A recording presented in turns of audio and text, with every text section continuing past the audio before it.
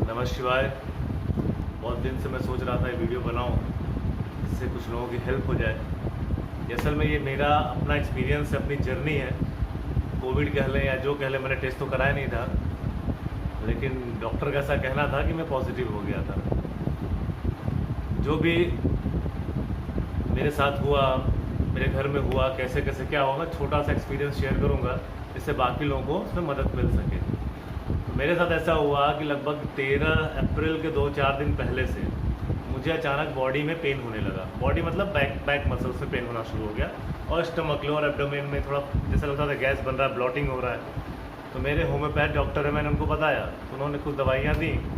फिर 2 दिन बाद मैंने फिर कहा सर आराम तो नहीं हुआ, क्योंकि मुझे ऐसा बहुत पहले भी होता था, 4-5 साल पहले भी ऐसा होता था, बैक पेन होने लगता था। जब मैं सो के उठता था तो मेरे सीने में पूरा पकड़ लेता था, बहुत दिक्कत होती थी लेटने में। जब बेंगलोर गया तो वहाँ उन्होंने योगा वगैरह, योगा प्राणायाम और एक्सरसाइज करवाया मुझे, स्वामी विवेकानंद योग अनुसंधान केंद्र करके। तो वहाँ उन लोगों ने मुझे ये सब सिखाया और दवाई कुछ भी नहीं थी, उससे मुझे आराम हुआ। तो मैंने वो स्टार्ट कर दिया और धीरे धीरे फिर भी रिलीफ नहीं हुआ। तो मैं डॉक्टर को फिर से बताया। डॉक्टर ने मुझसे कहा कि आप RT-PCR करा लीजिए। मैं बोला सर ना मुझे सर्दी है, ना जुकाम है, कुछ नहीं। हाँ फीवर आ रहा था थोड़ा थोड़ा, 98, 90, 99 के आसपास फीवर मुझे रहता था। मुझे था साथ है, मेरे बेटे ईशान को भी था साथ में फीवर, तो उनको तो दवाई दिया पैरास्टामोल को, फीवर से आराम होगा, कुछ प्रॉब्लम नहीं थी। तो जब उन्होंने कहा RT-PCR करा लीजिए, और माहौल ऐसा हर तरफ कोविड डेथ और डर का माहौल, उन्होंने कहा सर RT-PCR तो हम नहीं कराएंगे। तो अच्छा ठीक है, ब्लड रिपोर्ट करा लो। तो मुझे भेजा, मैं ब्लड रिपोर्ट कराया, उसमें ESR और एक और चीज़ अभी मुझे ध्यान नहीं आ रहा है, CRP, ये दोनों बढ़े हुए थे। तो ये एक्चुअली क्या होता है, ESR और CRP हमारे बॉडी का डिफेंस मैकेनिज्म है। जब भी हमारे बॉडी के अंदर कुछ भी पैथोजन से बाहर से कोई भी अटैक होता है, ये हमारे बॉडी के अंदर बढ़ करके उससे लड़ते हैं। इसकी वजह से वो इन्फ्लेशन आता है बॉडी में। तो हमारे बॉडी का फाइटिंग मैकेनिज्म है, उससे पता चलता है कि हाँ बॉडी में कुछ भी अंदर घुस चुका है।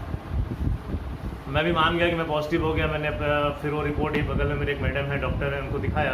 उन्होंने मुझे सिंपली एजिथ्रोमाइसिन और एक विटामिन का टैबलेट लिख दिया और बोल दिया कि अब आप अलग हो जाए, क्वारंटीन हो जाए, घर में सेल्फ आइसोलेशन कर लीजिए। तो मैं अपना ऊपर आइसोलेट हो गया।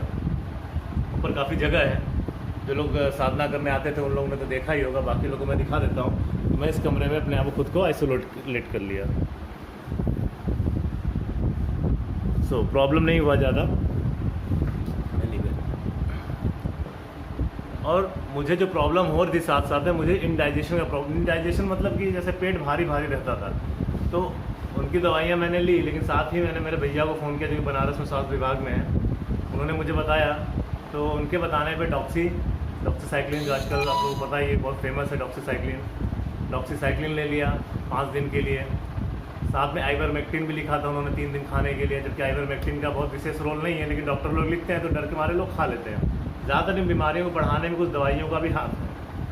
और उन्होंने साथ में मुझे स्टार्ट करवा दिया जिथ्रोमाइसिन बंद करा के। उन्होंने बोला कि मैं एमोक्सिसिलिन CV 625 mg वो खाऊं 5 दिन। मैंने वो ले लिया। मुझे गले में कोई प्रॉब्लम नहीं थी, लंग्स में कोई प्रॉब्लम नहीं था, सब कुछ था, ठीक चल रहा था। डॉक्टर ने भी होम्योपैथ दवाई दी थी, वही मैं कर रहा था। पेट में जो मुझे तकलीफ़ हो रही थी, तो मुझे लगा, मैं पहले से जानता था इसके बारे में, तो मैं गया और मैं ये 2 बॉटल्स लेके आया अपने लिए। ये बहुत चीज़ों में फ़ायदा करती है। एक का नाम है अभयारिष्ट और दूसरा कुमारी आसो। ये पेट की कैसी भी प्रॉब्लम हो उसमें बहुत हेल्पफुल होता है। ये मोशन वगैरह बहुत बढ़िया से हो जाता है, पेट क्लीनिंग हो जाती है। ये तो दवाइयाँ थी। साथ में मैं क्या करता था, साधना, भगवान से प्रार्थना। मेरे हमारे बाबा जी का फ़ोटो लगाई है ऊपर बोर्ड के ऊपर, शायद आप लोग को दिख सके। तो बराबर साथ में थे। कि हमारी एक साथी थी शोभा जी, उन्होंने मुझे फ़ोटो दिया था। वो साधना चल रही थी, अपनी पेट पे लेटे लेटे ही चल रहा था। थोड़ा अनकंफर्टेबल तो था शरीर, और एक डर। और उसमें डॉक्टर ने, अब मैं आपको बताता हूँ डर का खेल क्या है यहाँ पे। उसमें मुझे डॉक्टर ने बताया कि भाई अपना आप ऑक्सीजन लेवल चेक करते रहिएगा। मैंने कहा ठीक है, और बात आई गई होगी, मेडिसिन चल रहा था, मैं ऊपर था। वहीं साथ में दूसरे तीसरे दिन मेरी वाइफ को भी नाक थोड़ा ऐसे खींच रही थी। मैं कहा तुमको सर्दी हो गई? नहीं मुझे कुछ नहीं हुआ है। 13 तारीख आ गया था, नवरात्रि स्टार्ट हो गई थी। पहला दिन तो मैंने पहले दिन पूजा किया, दूसरे दिन से मेरा पूजा पाठ बंद हो गया था, कर ही नहीं पा रहा था, मन नहीं कर रहा था। और अंदर जाना भी मना हो गया था, मेरा सब कुछ ऊपर था, कपड़े बर्तन वर्तन सब कुछ। तो अपना लेटे लेटे जो हो पाता था कर लेते थे। साथ में मैंने स्टार्ट किया, जब बॉडी में कोई तकलीफ नहीं थी तो मैंने कपालभाति, भस्त्रिका, अनुलोम विलोम दिन भर में 3-4 घंटे में ये सब करता था। 3-4 बार भी कर लेता था कि घंटे बैठ करके। एक्सरसाइज खूब किया क्योंकि मुझे बॉडी में कोई तकलीफ नहीं थी। हाँ, जिसको लंग्स में प्रॉब्लम है उनको मैं नहीं सजेस्ट करूँगा, लेकिन आपको दूसरे सिम्टम्स हैं और कंफर्टेबल है तो आपको सांस के प्राणायाम करना चाहिए, बहुत हेल्पफुल होता है। खैर, बात डर के खेल की है। तो रात में एक दिन ऐसे अचानक हुआ, लगभग 14-15 तारीख की रात में मेरी नींद अचानक से खुल गई। मैं थोड़ा सा अकेले भाई सोने में डरता भी हूँ, तो मैं ऊपर सोता था तो ईशान के साथ सोता था। तो अब ऊपर अकेले डर भी लग रहा था, कोई था नहीं, नींद खुल गई। नींद भी नहीं आ रही थी मुझे ठीक से, नींद का प्रॉब्लम हुआ। अब मुझे पसीना चलने लगा और मेरी सांस जो है रुकने लगी। तो मैं कभी एसी ऑन करूँ, कभी बंद करूँ, और सांस भी रुकने लगा। ऐसा लगा कि मुझे ब्रीथलेसनेस हो रहा है। तो 1:30 बजे रात में मैंने फ़ोन किया। मेरा एक दोस्त है राहुल करके, उसका भाई है अभिषेक, मेरे बगल में उसका मेडिकल का एजेंसी है। मैंने फ़ोन किया, मेरे राहुल ऐसी तकलीफ़ है, मुझे अभी के अभी ऑक्सीमीटर चाहिए, कैसे भी अरेंज करो, अभिषेक को फ़ोन करो। अभिषेक का चूँकि नंबर मेरे से मिस हो गया था तो मैंने राहुल को फ़ोन लगाया। राहुल ने अभिषेक को फ़ोन लगाया। अभिषेक अपने घर से आकर के मुझे 1:30 बजे ऑक्सीमीटर दे रहा, खूब गुस्से में भी देख रहा है। इसलिए नहीं कि मैंने रात में जगाया, इसलिए कि सर फालतू में टेंशन ले ली, वो मेरा स्टूडेंट है। तो बस सर फालतू में टेंशन ले लिया। ऑक्सीमीटर लगाया, जब मैंने मेज़र किया ऑक्सीमीटर तो उसकी रीडिंग आ रही थी ऑक्सीजन लेवल 99। जैसे 99 देखा मैं सो गया। तो ये खेल दिमाग बहुत खेल रहा था हम लोग के साथ बीमारी के नाम पे। ऐसा नहीं किसी बीमारी पहले नहीं थी, बीमारी थोड़ी है और थोड़ा मतलब मुझे तो लगता है 1% बीमारी है, 99% डर है और थोड़ा डर का माहौल भी है। खैर, मैं रिकवरी की तरफ बढ़ने लगा। फिर समय आया अष्टमी का। सप्तमी में से ही रुचि को बुखार आना शुरू हो गया। अष्टमी उनकी तबीयत और बिगड़ गई, तो उनको मैंने फ्राइडे को एक यहीं डॉक्टर हैं अपने टाउन में ही, उनको दिखाया। उन्होंने लिखा, मैं उनको ऐसे एजिथ्रोमाइसिन पैरास्टामोल चला दिया था, लेकिन एजिथ्रोमाइसिन मना करके डॉक्सी चला दिया उन्होंने, पैरास्टामोल बोला। इनको खांसी बढ़ गई, इनको खांसी का प्रॉब्लम है, जब खांसे तो सांस बंद हो जाए। तो सैटरडे को मैं उनको फिर दिखाया डॉक्टर को कि देखिए इनको ऐसी प्रॉब्लम हो रही है। तो डॉक्टर भी डर गया, बोला आप इनका ब्लड रिपोर्ट कराइए। ब्लड रिपोर्ट कराया तो बोला ठीक है, ये दवा लिखिए और मंडे को बताइए। लेकिन इनकी तबीयत तब तक मैं भैया को कांटेक्ट कर चुका था, तो उन्होंने इनके लिए भी एमॉक्सिसिलिन चलवा दिया था और बोले एमॉक्सी से ही कंट्रोल आ जाएगा। साथ में मोन्टेलुकास्ट भी चल रहा था, एमॉक्सिसिलिन, मोन्टेलुकास्ट और फीवर के लिए जो दवाई थी वो, और डॉक्सीसाइक्लिन, 3 गोलियाँ इनको चल रही थी। साथ में मैं इनके लिए मंगाया ये बहुत बेनिफिशियल दवाई कनकासो और वसारिस्ट, कि बैद्यनाथ में मिल जाता आसानी से। कनकासो और वसारिस्ट पूरा आपके फेफड़े के लिए, जिसको दमा अस्थमा कोई भी प्रॉब्लम हो वो इसको यूज़ कर सकता है। बहुत बढ़िया दवाई है ये, बेस्ट। तो ये मैंने उनके साथ में चला दिया, लेकिन ये मैं थोड़ा लेट स्टार्ट किया। संडे को उनकी हालत बहुत बिगड़ गई, कई लोगों का फ़ोन भी आने लगा, तो कुछ कहे एडमिट करा दो, मतलब कन्फ्यूज़न की स्थिति। संडे को डॉक्टर नहीं, मैं भागा गया, एक हॉस्पिटल है यहाँ रिद्धि सिद्धि करके चला मैं मुक्तानंद मार्ग में। मैं वहाँ पहुँचा तो डॉक्टर ने रिपोर्ट देखा, फिर बोला अच्छा जाने दो, एक काम करो ये सारी रिपोर्ट मेरे यहाँ फिर से कराओ। उसने कुछ बजट बताया 6-7 हज़ार का और बोला कि जा करके सिटी स्कैन करा के लाओ। और सिटी स्कैन और एक्सरे के मैं बहुत खिलाफ रहता हूँ, क्योंकि मुझे पता है रेडिएशन से बहुत नुकसान करते हैं। और बाद में देखिए डॉक्टर्स भी बता रहे हैं कि आप सिटी स्कैन मत कराइए, तो आपको सांस की तकलीफ है, आपको समझ में आ गया, उससे आप सब मेडिसिन दे दीजिए। तो मैंने भैया को बताया, भैया बहुत डांटे कि डॉक्टर के यहाँ क्यों गए, ये सब बहुत माहौल बहुत ख़राब चल रहा है, हॉस्पिटल चक्कर मत पड़ो। मुझे ये लगा कि उनको संडे को एडमिट ही कर देना होगा। उसी दिन फ़ोन आया शोभा जी का, हमारे जो साधिका हैं शिवयोग की, उन्होंने फ़ोन किया, लिटरली मुझे डांटा कि आपने मुझे बताया नहीं कि क्या हुआ आप लोगों के साथ ऐसे ऐसे करके। तो फिर खैर उस दिन से वहाँ से हीलिंग भी स्टार्ट हो गया, अपनी भी हीलिंग चालू थी। और अगले दिन मैंने भैया कहने पे 2 दवाइयाँ उनको एक्स्ट्रा दी, डेरीफाइलिन वो सांस के लिए आता, और साथ में दिया स्टेरॉयड जो है मिथाइल प्रेडनासोल। तो अब ये दवाइयाँ भी डॉक्टर बहुत रिकमेंड कर रहे हैं। अब देखिए, जो डॉक्टर्स बोलते थे कि आपको कोविड का कुछ भी लक्षण हो आप हॉस्पिटल चल जाइए, अब बोलते हैं हॉस्पिटल क्यों आ रहे हो यार, 99% तो लोग घर पे ठीक हो रहे हैं, आप ये दवाई करिए। और स्टेरॉयड के बारे में सब लोग बता रहे हैं कि स्टेरॉयड आप इस्तेमाल करिए, लेकिन स्टेरॉयड का जैसे कि उन लोगों को बताना है, स्टेरॉयड में शुरू के 5 दिन इस्तेमाल नहीं करना, नहीं तो हमारी इम्यूनिटी लड़ नहीं पाएगी। जब सांस की तकलीफ बढ़ जाए तो करना। और जैसे स्टेरॉयड उनको चलना शुरू हुआ, 8 mg सुबह 8 mg शाम को, बहुत सी कंपनी में आती है, 90 पैसे की दवाई है, बहुत सी कंपनी में आती है, बहुत पुरानी चल, ये नहीं कि नहीं है। ये मज़े की बात ये है कि जब पिछले साल क्या हुआ, ईशान जो मेरा बेटा है 9 साल का है, उसको सर्दी जुकाम कुछ नहीं होता था, बहुत फिट रहता था। लेकिन पिछले साल जैसे वो घर में बैठ गया, स्कूल छोड़ के, उसको बार बार सर्दी होना, जुकाम होना, और करते करते नवंबर दिसंबर में ये हालत हो गई कि सर्दी जुकाम खांसी, उसके बाद सांस फूलने लगता था। तो मैंने उसको डॉक्टर को दिखाया, डॉक्टर ने कुछ दवाइयाँ लिखी, बोली देखो मैं एंटीबायोटिक तो नहीं लिख रहा हूँ, नहीं दवाइयाँ तो 3 दिन में आराम नहीं होता तो बताओ, और उसको 3 दिन में आराम हो गया। तो जब भैया ने ये दवाई लिखी, बोले कि भाई मिथाइल प्रेडनिसोलोन इनको दे दो 8 टाइम की सुबह शाम, दो फिर धीरे धीरे कम करके छुड़वा देना। उसी से आराम हुआ, 100% बात है, आराम उसी से हुआ। जैसे वो दवाइयाँ लेती गई, उनकी सांस की प्रॉब्लम धीरे धीरे वैसे, अच्छा सांस कब चढ़ता था, जब वो उठ के चल गई तो खांसी आती थी, सांस लेने में दिक्कत हुई, लेट गई तो आराम हो गया। अब बाद में भाप काढ़ा वो तो सब आप लोग को पता है, इसमें बताने की कोई ज़रूरत है नहीं, वो सब तो चालू ही था, रेगुलर चालू था, उसमें कोई कमी नहीं थी। हल्दी सब चालू था जो हमें पता है। उसमें मेन रोल था मिथाइल प्रेडनिसोलोन का, उसने बहुत अच्छा काम किया। तो मैंने मेरे बेटे की रिसिप्ट पर्ची खोजी पुरानी वाली, तो मैंने क्या देखा कि डॉक्टर ने जिसको दवा लिखी है वो मिथाइल प्रेडनिसोलोन ही लिखी थी, कम मात्रा में, यानी कि चलता है। जब भी इन्फेक्शन वगैरह लंग्स में आता है, निमोनिया, देखिए सर्दी जुकाम आपको है तो आप अगर एक्सरे या सीटी कराएंगे तो आपको निमोनिया निकलेगा ही निकलेगा, वो अपने आप ठीक भी हो जाता है सर्दी के साथ साथ, तो बहुत घबराने वाली बात नहीं है। साथ में मेरी मम्मी को भी सर्दी खांसी हो गया, फीवर हो गया, यानी कि सब चपेटे में आ गए। बीच में मेरी बेटी को भी फीवर आया 2-3 दिन, तो डॉक्टर ने कहा कि इनका ब्लड रिपोर्ट करा लो, तो मैंने ब्लड रिपोर्ट नहीं कराया, फीवर की दवाई दी 2-3 दिन, वो ठीक हो गए, बच्चे ठीक हो गए। मम्मी की खांसी लगातार चलती रही, मम्मी का ऑक्सीजन लेवल भी 87-88 चल रहा था, लेकिन मैंने कुछ बताया नहीं। धीरे धीरे वो भी रिकवर हो गई, उनकी सर्दी खांसी बंद हुई, उनको कमजोरी आ रहा था, गिर थोड़ा चक्कर उक्कर जैसा भी आ रहा था, बैठ नहीं पा रही थी, लेकिन अब धीरे धीरे सब रिकवरी हो। उनको कुछ तो कोई दवाई नहीं चला, उनको सिर्फ मोंटेलुकास्ट, एमिक्सो CV चला, एमोक्सीसाइक्लिन CV, और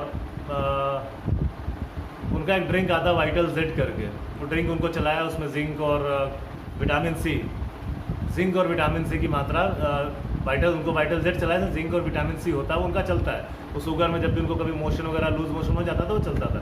उतनी दवाई मम्मी चली, मम्मी उससे रिकवर हो गई, मैं मेरी दवाइयों से रिकवर हो गया, और रुचि को थोड़ा सा उसका सहारा लेना पड़ा स्टेरॉइड्स का। तो सब मिला जुला के बीमारी तो है, लेकिन अगर हम उसको मैनेज करें ढंग से तो सारी बीमारियां ठीक हो सकती हैं। तो यही मेरा एक मैसेज था कि आप लोग भी ध्यान दें, कुछ आयुर्वेद पे भी जाएं, आयुर्वेद में भी बहुत सारे इसके सॉल्यूशंस हैं, काढ़ा पिए, जो भी है कर सकते हैं इम्यूनिटी के लिए। गर्म पानी एक लिमिट में, ये नहीं कि बहुत गर्म पानी पी लिया, उसका भी नेगेटिव असर है। प्राणायाम बहुत ज़रूरी है, प्राणायाम करिए, बहुत फास्ट मत करिए, स्लो ब्रीदिंग के साथ करिए। बहुत सारे वीडियोज़ अवेलेबल है, नित्यानंदम श्री का है, डॉक्टर मनोज योगाचार्य जी हैं, उनके वीडियोज़ हैं, उसमें कुछ एक्सरसाइजेस बड़े अच्छे लंग्स के। अब लंग्स के देखिए, एक तो सिंपल से मैं कुछ शेयर कर देता हूँ आप लोगों से। जैसे अच्छा मज़े की बात ये हुई कि मेरा वज़न 88 kg था, इन सारे खेल में मेरा वज़न 83 आ गया। अब बीमारी की वजह से हुआ कि जो मैंने बीच में योग प्राणायाम कर उसकी वजह से मुझे नहीं पता, लेकिन ठीक है, अच्छा हुआ जो हुआ, और फिर मैं इससे रिकवर भी कर गया। तो कुछ एक्सरसाइजेज जो हैं, जो पहला एक्सरसाइज सिंपल भस्त्रिका, तो भस्त्रिका में डीप ब्रीदिंग, मतलब ब्रीदिंग हमें करना है। ऐसा पता चला कि हमारे जो लंग्स के अंदर लगभग 7 करोड़ छेद होते हैं, और हम सिर्फ 2 करोड़ छेद तक ही ऑक्सीजन पहुंचा पाते हैं। प्राण शक्ति ऑक्सीजन ही, ऑक्सीजन सारा लफड़ा है, तो हमें ऑक्सीजन ही देना है। तो डीप ब्रीदिंग किया, ब्रीद आउट, तो 7 करोड़ छेद तक पहुंचाना है। बहुत फास्ट इसको नहीं जाना है, सिंपल 10 मिनट से 15 मिनट करना ही करना है। आप सोचिए कि 100 बार कर दिया, नहीं, आप 10 मिनट कंटिन्यू करिए, बीच में थक गए तो 1-2 मिनट रिलैक्स कर लीजिए, फिर आप 10 मिनट उसको करिए, वो हो गया। इससे आपका वायु तत्व एक्टिवेट हो जाता है, जो वायु तत्व है। उसके बाद अग्निसार क्रिया सबको पता है, सीधे सारी सांस को ना झटके से बाहर फेंक दिया, फिर पेट को अंदर बाहर करना है, वो अग्निसार क्रिया हो गई। उससे आपका अग्नि तत्व मेंटेन होता है, वो भी शरीर में गर्मी पैदा करता है, ऐसे रोगों से लड़ने में ताकत देता है। ये 2 हो गया। इसके अलावा बस कपालभाति, आप कपालभाति वगैरह पता ही है, कपालभाति कैसे करते हैं, वो भी धीमे धीमे, बहुत फास्ट नहीं करना है। 1 सेकंड में 1 स्ट्रोक का रखिए, लगभग 1 मिनट में 60 से 72 स्ट्रोक होने चाहिए। जो लोग बहुत फास्ट करते हैं वो सही नहीं है। बहुत फास्ट करें तो हमारा लंग्स वैसे ही तकलीफ में, उसको आप और काम दे दिया, बहुत धीमे से, बहुत प्यार से उसको हमें काम में लेना है।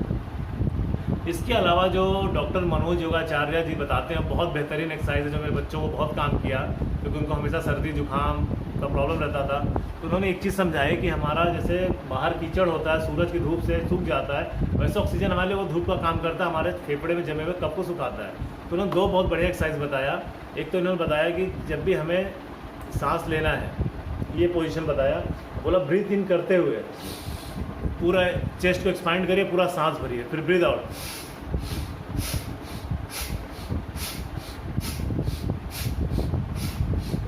आगे आना, चेस्ट एक्सपैंड होगा। इसको आप करिए 10 बार, 10-15 मिनट करिए, ब्रेक ले लेकर के। दूसरा इसी क्रम में एक्सरसाइज है, ये ऐसे हाथ रख के सर, ये इससे पूरा एक्सपेंशन होता है चेस्ट का हमारा। ये 2 एक्सरसाइज है जो हमारे चेस्ट में पूरा एयर भरता है और हमारे लंग को बहुत ज़्यादा ताकत देता है। इसके अलावा एक और योगाचार्य जी को मैं देख रहा हूँ, नाम मुझे याद नहीं, बहुत अभी जल्दी ही उनका वीडियो आया था। कुछ वशिष्ठ प्राणायाम बताते हैं, वो लेट करके पूरे डायफ्राम को फैलाना। तो ये कुछ प्राणायाम है। उसके बाद आपका ओमकार है, वो करिए। अच्छा, दूसरी बात ये मैं बताऊँ, जब मेरी वाइफ को तकलीफ बढ़ा और जब वो ठीक हुई तो मेरे साथ एक प्रॉब्लम है कि मुझे नींद नहीं आ रहा था। लगभग 15-16 दिन मैं सोया नहीं, ठीक से सो ही नहीं पाया। 1-1.5 बजे 10 मिनट सोता था, जाग जाता था। अब मुझे समझ आएगा तो मुझे दवाई खानी पड़ेगी। तो मैंने डॉक्टर को बताया, उन्होंने कुछ होम्योपैथिक दिया, उससे भी आराम नहीं हुआ मुझे। तो मुझे ये पतंजलि का दिव्य मेघावटी के बारे में पता चला। मैं वो डब्बा लाया और 2 दिन खाया, तीसरे दिन से मुझे पूरी नींद आने लगी, जबकि दवाइयाँ बहुत ज़्यादा दवाई हैं। तो अब मेरे पूरे फैमिली को मैंने बांट दिया, क्योंकि दिमाग के लिए वो बहुत अच्छा है। दिमाग के लिए वो एक मतलब क्या बोलते हैं, ब्रेन बूस्टर का काम करता है। तो अब मेरा तो काम हो गया, अब हम सब लोग उसको खाते हैं ताकि जल्दी जल्दी ख़त्म हो जाए। 30 पत्ते का एक पत्ता आता, 30 गोली का 4 पत्ते हैं, तो बहुत ज़्यादा दवाई है, ख़त्म कहाँ से होगा। तो ये मेरा छोटा सा एक्सपीरियंस था। तो स्वस्थ रहिए, डरिए मत, सब कुछ ठीक हो जाएगा भगवान की दया से। भगवान भरोसा बनाए रखिए, अपना ध्यान साधना प्राणायाम करते रहिए। और एक चीज़ ध्यान रखिए हमेशा, मैंने एक बात हमेशा याद रखी है बाबा जी की, योगस्थ कुरु कर्माणि, कि हमेशा योग की स्थिति में रहो। योग मतलब अपने की ध्यान में रहे, योग मतलब जुड़े रहिए। जैसे मैं आपसे बात कर रहा हूँ, मुझे मालूम है कि मेरे बगल में मेरे बाबा जी बैठे हैं, मेरे भगवान सब मेरे साथ हैं, मेरे जितने भी स्पिरिचुअल गाइड है मेरे साथ में है। तो वो योग होता है, जुड़ना। ये नहीं कि आप ध्यान में रहिए हमेशा, कोई बात करनी नहीं, हम ध्यान में नहीं, आप सबसे मिलिए। बस ध्यान रखिए कि हमारे भगवान, हमारे ईश्वर हमारे अगल बगल हैं, उनका आशीर्वाद लिए रखिए। वो होता है योगस्थ कुरु कर्माणि। तब पूजा पाठ कर रहे हैं, नहीं कर रहे हैं, क्या कर रहे हैं, किसी कारण से नहीं भी कर पाएँ, लेकिन आप हमेशा जुड़े रहेंगे तो वहाँ से भी शक्तियाँ आपको मिलती रहेगी और आप स्वस्थ हो जाएंगे।